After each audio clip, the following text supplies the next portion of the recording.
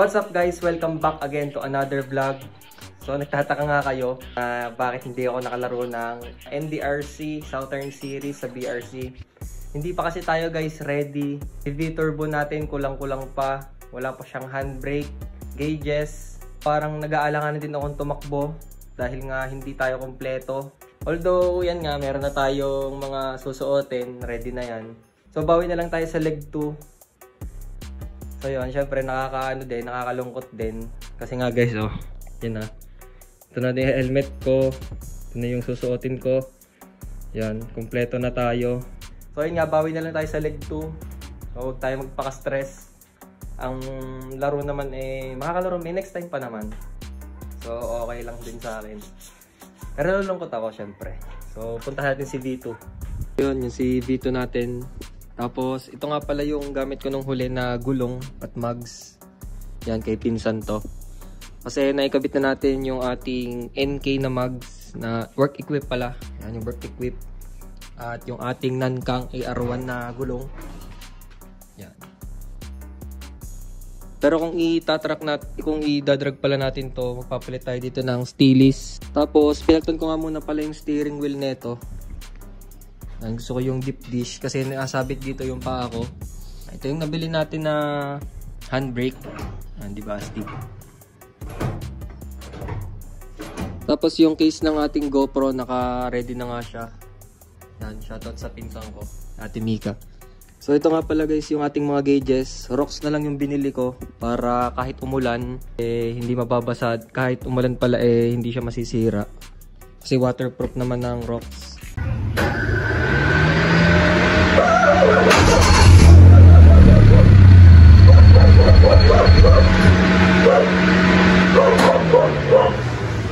Oh shit.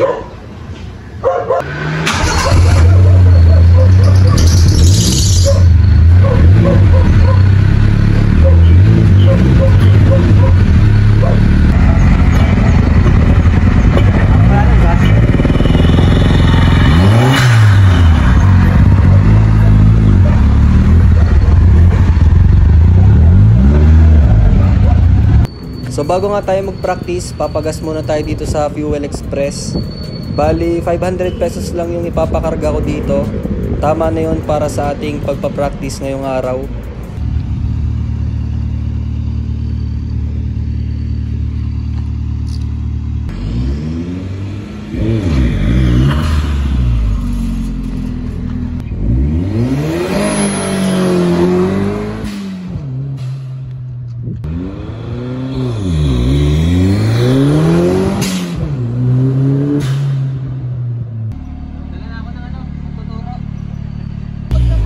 Yan, si Kuya Joel muna. So, titingnan natin kung paano niya gamitin.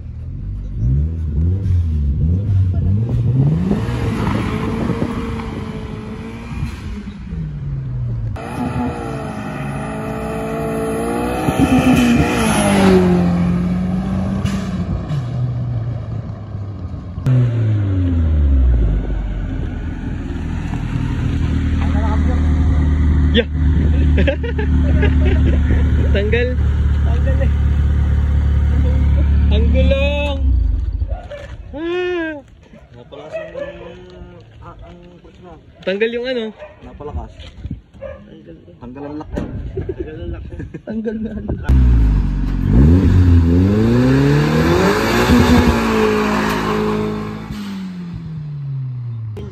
Yan ka din eh.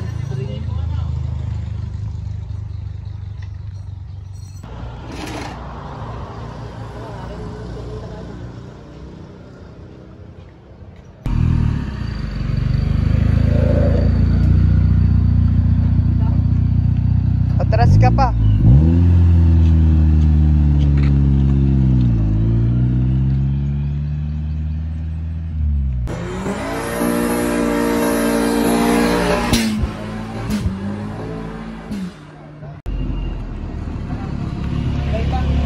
Ha?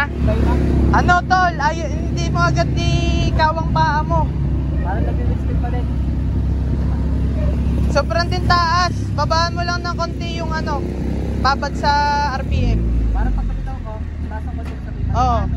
Bitawan mo ng buo yung clutch. Bitawan mo ng buo yung clutch.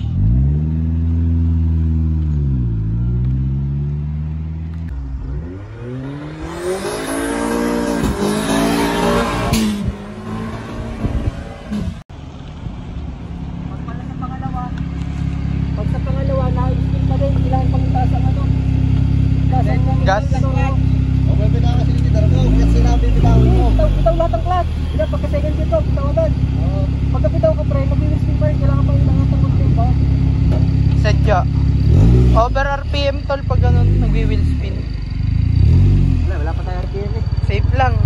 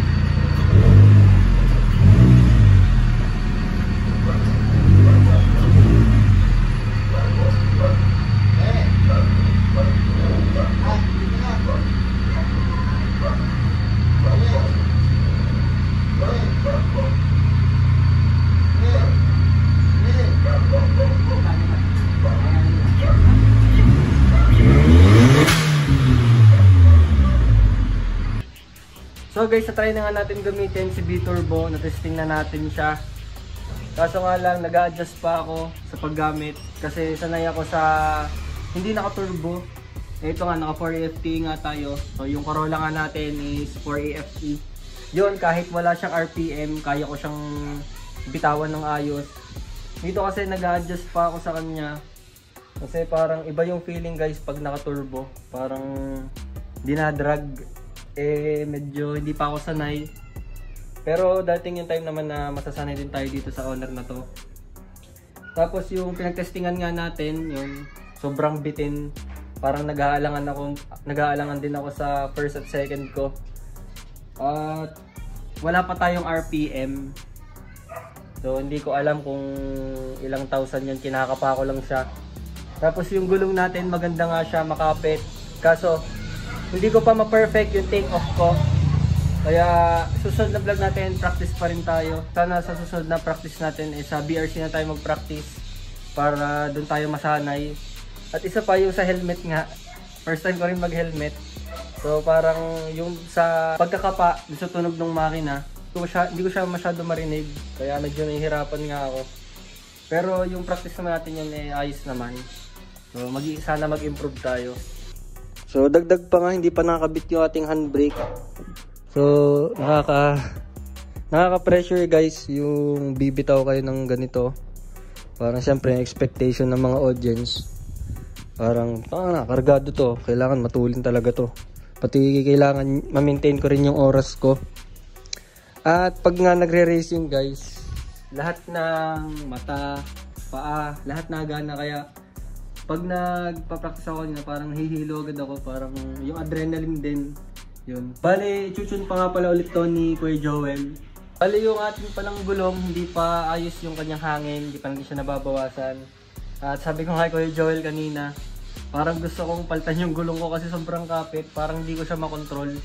Pati yung paa ko, parang mabigat pa yung tapa ko dito. Gusto ko siyang palitan ng sports track na gulong, parang yun na lang gusto kong ilagay. Pero sabi ni Kuya Joel, wag daw, sanayin ko na lang daw yung sarili ko dito. So yun nga, bawi tayo sa practice, more practice pa. So yun, kasi ngayon lang yung free time ko, si Sunday ngayon, sa Lunes babalik na ako sa school. Yun. So guys, thank you for watching. Don't forget to like, comment, share, and subscribe.